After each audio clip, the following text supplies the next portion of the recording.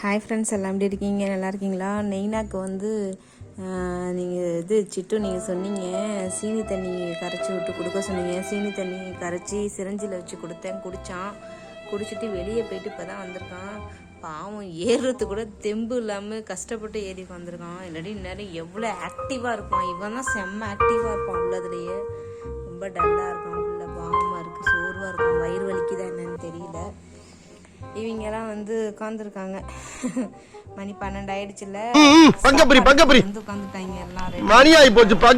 மட்டும் காணும். அதுதானே இப்போ கொஞ்சம் ஆக்டிவ் ஆயிட்டான். இவன் தான் டல்லா இருப்பான், அவன் ஆக்டிவா இருப்பான். இப்போ அவன் டல்லா ஆயிட்டான், இவன் கொஞ்சம் ஆக்டிவா இருக்கான். மாறி மாறி பண்றாங்க. அம்மா கேட்டு வந்து படுத்துட்டாங்க. குட்டி, இவங்க குட்டி. இவனும் கொஞ்சம் ஓரளவுக்கு தெளிவாயிட்டான். நம்ம கிட்ட ஒட்ட ஆரம்பிச்சிட்டான். இந்த பின்னு பையன் மட்டும் தான் அப்படியே என்னமோ மின்னல் மாதிரி குதிச்சு ஓடுவான் நம்ம கையை வச்சோம்னா. சாப்பாடு வேணுமா? சாப்பாடு வேணுமா? இருங்க வர. இவங்களுக்கு இன்னைக்கு மோர் இல்லை, அதனால வந்து பால் சாதம் தான் இன்னைக்கு போடணும்.